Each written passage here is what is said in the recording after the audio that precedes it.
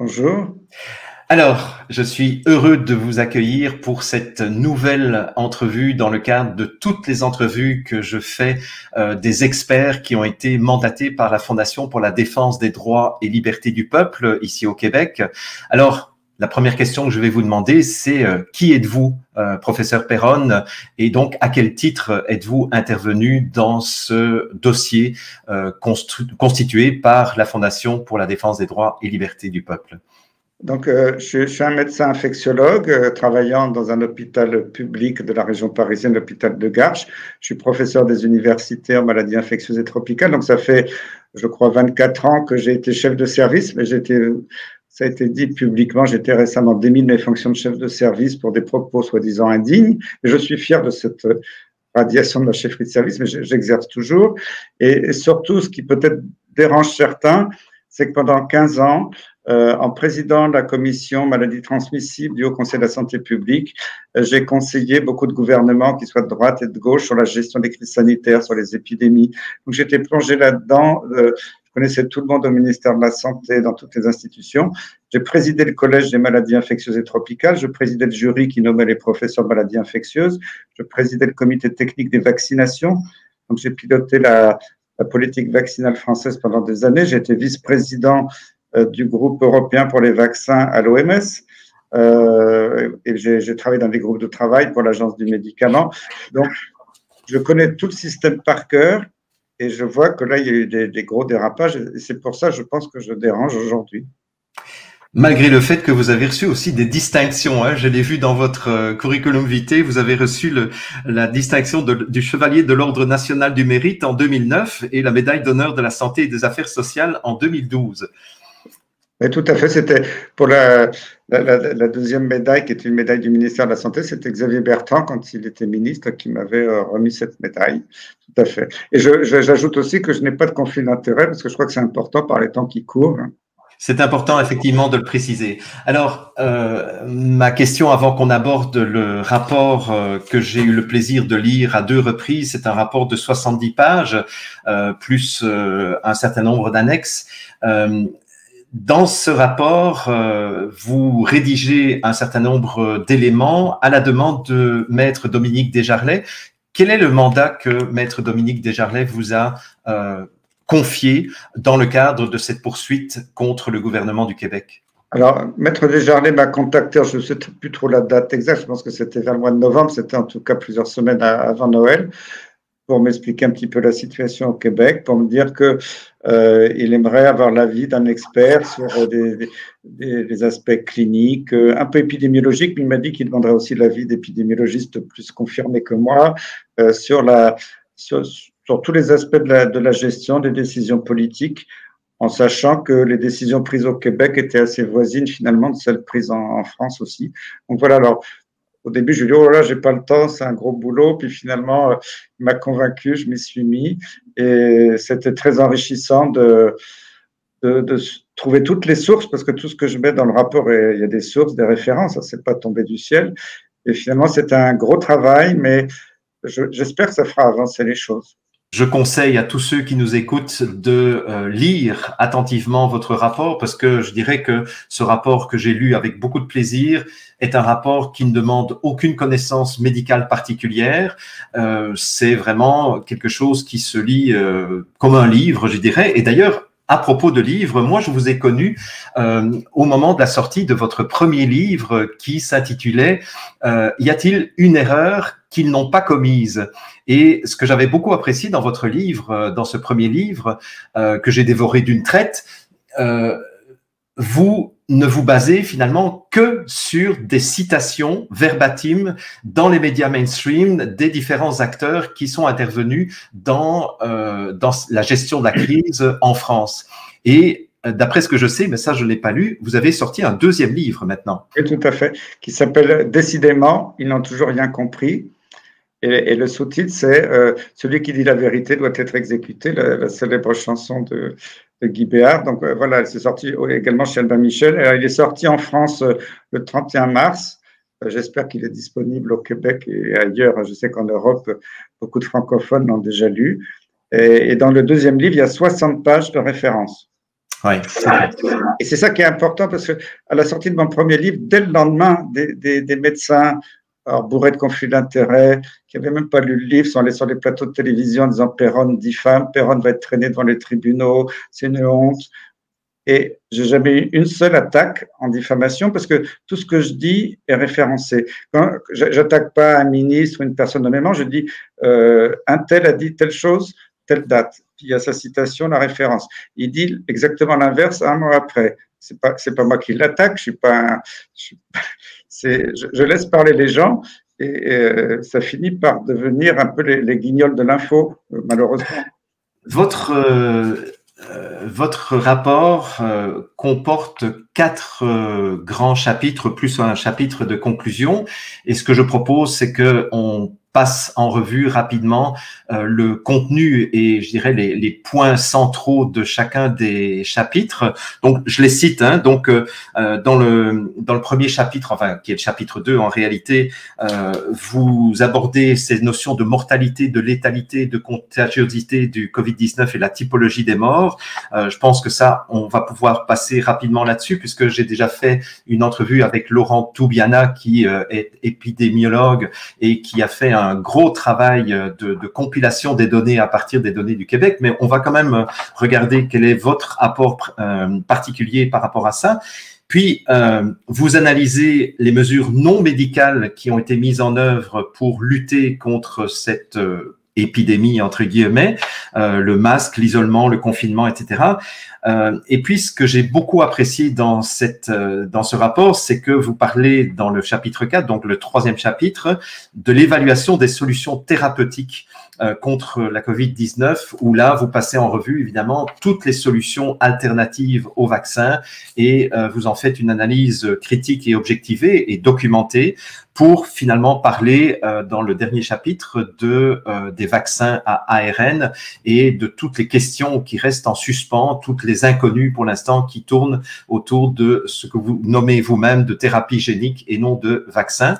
Donc, on va, si vous voulez bien, passer d'abord à travers le chapitre consacré à la mortalité et la létalité. Et ce que je trouvais intéressant peut-être, c'est déjà que vous reprécisiez pour ceux qui nous écoutent la différence qu'il y a entre la mortalité et la létalité, parce que ça, c'est une notion qui fait l'objet de beaucoup de confusion dans la tête du public. C'est une notion très importante. Quand il y a une épidémie et qu'il y a des morts, malheureusement, la mortalité, c'est le nombre de morts sur la population exposée, et la létalité, c'est le nombre de morts sur le nombre de cas diagnostiqués. Donc, le chiffre peut être très différent selon le contexte, le pays et les méthodes diagnostiques. Jusqu'au mois de fin juin, début juillet, en France et probablement dans d'autres pays, il y avait très peu de tests PCR, c'est quand on vous fourre la petite tige dans le nez pour rechercher des traces de virus. Le diagnostic était clinique. Bon, il y avait des confirmations PCR, mais qui étaient plutôt réservées à l'hôpital pour les cas qui étaient hospitalisés avec des signes cliniques, radiologiques, des scanners qui étaient compatibles. À mon avis, jusque fin juin, le nombre de cas était vraiment authentique et fiable.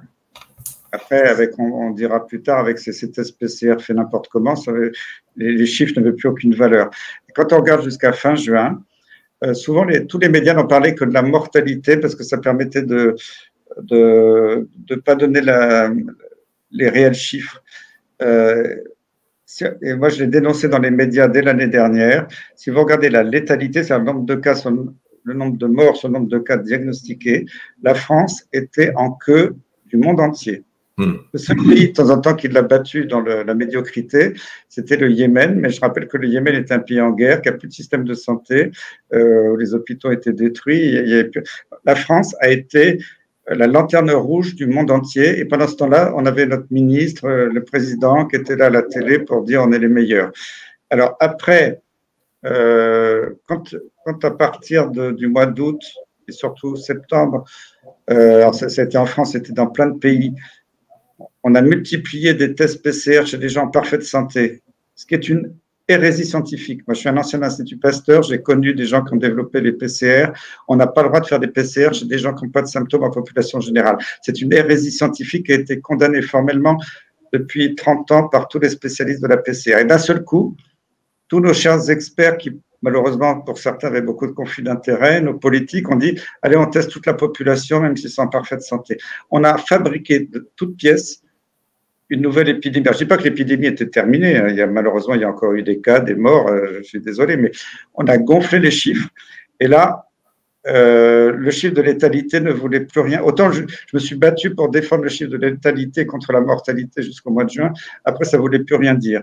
Et maintenant, quand on nous annonce qu'en France, parce qu'il y a eu 30 000 morts pendant la première vague, parce qu'après, ce n'était pas des vraies vagues, c'était des rebonds épidémiques dus à des variants qui étaient moins virulents.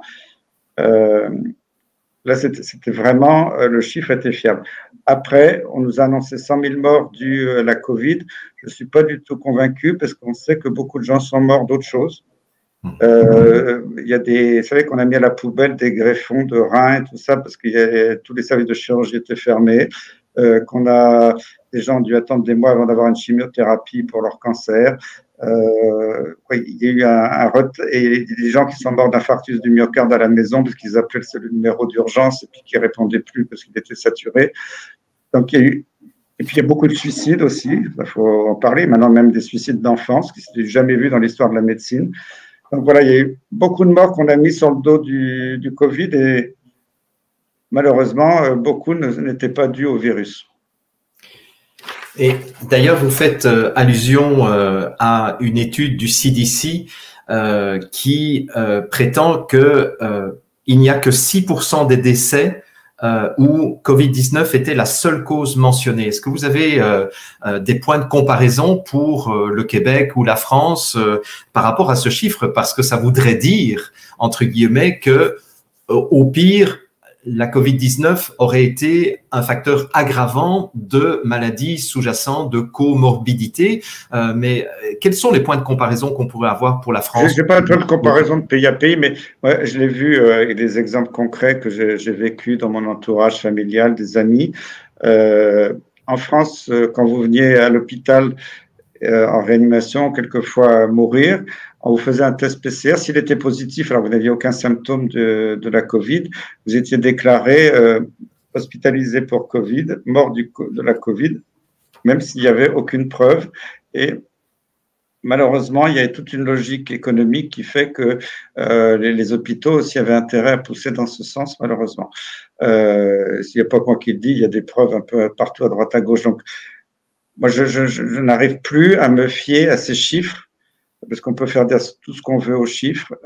Et j'en suis désolé parce que comment on peut piloter une politique de santé avec des chiffres qui ne sont pas clarifiés à la base? C'est ça.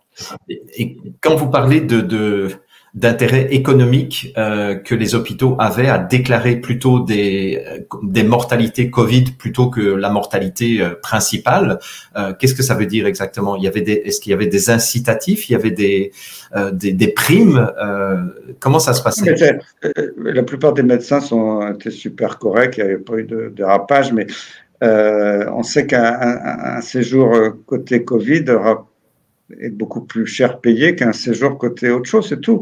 Donc après, ça peut pousser certains dans le doute, puisque le test est positif, je vais déclarer la personne morte de la Covid. Oui. Bon, voilà, je ne pense pas forcément que les gens étaient mal intentionnés, mais c'est une espèce de dynamique qui s'est installée. Et moi, j'ai des témoignages partout. J'ai plein de gens de ma famille un peu éloignée, d'amis, dont les parents étaient hospitalisés, ils n'avaient absolument pas un seul symptôme de Covid, ils n'avaient pas de fièvre, ils n'avaient pas d'atteinte respiratoire, mais ils sont venus à l'hôpital pour autre chose et ils sont décédés de problèmes cardiovasculaires ou autres. Et le diagnostic de sortie était Covid. Et moi, je connais des gens qui ont porté plainte auprès de l'hôpital en demandant des explications. Et souvent, les choses ne sont pas allées plus loin parce que dans le malheur et la tristesse, les familles ne portent pas plainte. À la page 8 de votre rapport, vous reprenez la répartition des décès liés à la Covid, en tout cas liés officiellement à la Covid, puisque on sait qu'il y a eu un certain nombre de suspicions de morts Covid qui ont été cataloguées comme Covid certainement, et où vous dites que finalement, je vous cite, on observe que le pourcentage des morts de moins de 70 ans au Québec est de 7,9% et celui des morts de moins de 60 ans est de 2%. Donc, ça voudrait dire, si j'inverse la phrase, ça veut dire que les moins de 60 ans ont représenté, enfin les plus de 60 ans ont représenté 98% des morts et les plus de 70 ans 92,1% des morts. Quel commentaire avez-vous à faire par rapport à ça et par rapport aux mesures qui ont été prises du coup au niveau de l'ensemble de la population, y compris les enfants? Alors, quand on regarde avec le recul, ce virus Covid a tué très peu. Bon, globalement, maintenant, au niveau mondial, on est proche de 0,05% de mortalité. Ça peut varier d'un pays à l'autre, d'une période à l'autre. Alors, malheureusement, ce sont les personnes âgées, la plupart de plus de 80 ans, 85 ans, qui sont décédées. Mais quand on regarde avec le recul, finalement, c'est des gens qui sont décédés alors qu'ils étaient arrivés un petit peu au bout de l'espérance de vie. Je ne veux pas du tout… ça me touche quand je dis ça parce que je pense à toutes ces personnes âgées qui sont mortes. Je ne veux pas transformer ça dans des chiffres froids. Mais voilà, c'est des personnes âgées, en plus qui pouvaient être traitées, parce que dans ce qu'on appelle les EHPAD en France, je ne sais pas le nom au Québec, c'est les maisons de retraite, les établissements de personnes âgées. Ouais. Il y a des médecins qui ont pris sur eux, quelquefois pris des risques, parce qu'ils étaient quelquefois attaqués, qu'on traitait tous leurs pensionnaires avec l'hydroxychloroquine, l'azithromycine, donc maintenant l'ivermectine, qui ont eu 0 mort. Et puis il y a des EHPAD, donc des centres de personnes âgées, qui ont eu jusqu'à 60% de mortalité. Et ça, c'est quand même assez interpellant. Donc, les personnes âgées qui étaient je dirais, la plus grosse proportion des personnes qui sont décédées, on aurait pu les traiter si on avait donné les moyens dans les établissements de personnes âgées, si les médecins généralistes avaient pu les traiter chez eux très tôt. Parce que le traitement marche, si on le donne tôt, on n'attend pas, comme on l'a dit en France, on vous donne du paracétamol, c'est-à-dire le Doliprane, restez chez vous, appelez le numéro d'urgence. Et puis, quand les gens commencent à arriver à l'hôpital, ils commencent à étouffer et ils passent rapidement en réanimation. Et après, les autorités disent « Oh là là, c'est terrible, l'épidémie, il y a beaucoup de malades, les réanimations sont pleines. » S'ils avaient fait leur job au niveau des autorités, il n'y aurait jamais eu de saturation des hôpitaux. Alors après, il y a eu des personnes plus jeunes qui sont décédées, mais quand on regarde avec le recul, quasiment l'immense majorité avait ce qu'on appelle maintenant les comorbidités, c'est-à-dire des maladies sous-jacentes favorisantes. Donc la principale était la grande obésité. C'est pas le petit obèse, c'est le gros obèse, c'est presque un pléonasme. Des personnes qui avaient des problèmes cardiovasculaires, le diabète. Et paradoxalement d'ailleurs, ça m'a beaucoup surpris, les immunodéprimés, c'est-à-dire que les gens qui avaient des cancers, des maladies auto-immunes avec de la cortisone, des immunodépresseurs, ont été relativement peu touchés. Voire certaines maladies auto-immunes ont été moins touchées que la population générale. Peut-être parce que maintenant, je vois ça avec le recul, dans la maladie à coronavirus, il y a une grande partie inflammatoire. Les gens sont quelquefois pas morts des dégâts du virus, mais morts de l'inflammation qui a inondé leurs poumons. Et les gens qui avaient des traitements immunodépresseurs ont fait moins d'inflammation et ont plus survécu. C'est pour ça que maintenant, quand je vois la pression qu'on met sur tous les gens immunodéprimés en disant si vous n'êtes pas vacciné, vous allez mourir, il faut regarder les chiffres. Il y a finalement peu d'immunodéprimés. Je ne parle pas des très grands immunodéprimés là, qui malheureusement sont décédés dans certains cas, mais l'immunodépression était plutôt un facteur de protection. Voilà, donc on savait que c'était les personnes très âgées, les obèses, les diabétiques, les gens avec problèmes cardiovasculaires. On pouvait parfaitement s'occuper d'eux. Et moi, ce que j'en ai assez que chaque pays regarde son nombril. Il faut regarder là où ça a marché. Ça a marché dans des pays asiatiques où ils ont isolé les malades. Isoler un malade, c'est l'isoler pendant les 15 jours, il est contagieux. Et surtout, ils ont traité très tôt. Alors, ils ont traité avec l'hydroxychloroquine, l'azithromycine, par des produits naturels, l'artémisia, etc. Ils ont traité. Dans tous les pays riches, où malheureusement tous les experts étaient sous contrôle de l'industrie pharmaceutique, on n'a pas isolé, on a dit aux gens, restez chez vous, mais restez chez vous, c'était sans conditions strictes d'isolement, donc ils ont contaminé toute leur famille, leur entourage. On ne les a pas traités. Et on a mis tout le pays sous cloche, avec un confinement généralisé, qui n'a aucune justification scientifique. On m'apporte un seul argument que le confinement a servi à quelque chose. Maintenant, on sait que le confinement a aggravé. Que tous les pays qui ont pris les mesures les plus dures, comme la France, ont eu des taux de mortalité les plus élevés. C'est là où l'épidémie a duré le plus longtemps. Donc voilà. Très bien. Mais en tout cas, Je vous remercie beaucoup pour le temps que vous m'avez accordé et que vous avez accordé à la Fondation pour la défense des droits et libertés du peuple. Je rappelle encore une fois que vous avez écrit 2 livres. Le premier, donc, c'est Y a-t-il une erreur qu'ils n'ont pas commise? Et le deuxième, qui est sorti aussi chez Albin Michel, qui est Décidément, ils n'ont toujours rien compris. Lui, je ne l'ai pas encore lu, mais je vais m'empresser de le lire s'il est disponible au Québec. Sinon, je le lirai sous forme d'e-book comme le premier. Et donc, je rappelle aussi qu'il est tout à fait possible pour ceux qui nous écoutent de lire et de télécharger le document que vous avez remis pour le compte de la Fondation. Document qui, d'ailleurs, d'après ce que j'ai entendu, sera également mis à la disposition, si c'est demandé par certains avocats européens, pour des causes qui seraient plaidées en Europe. Voilà. En tout cas, professeur Perron, merci beaucoup pour votre temps et votre combat, malgré tous les risques que cela comporte.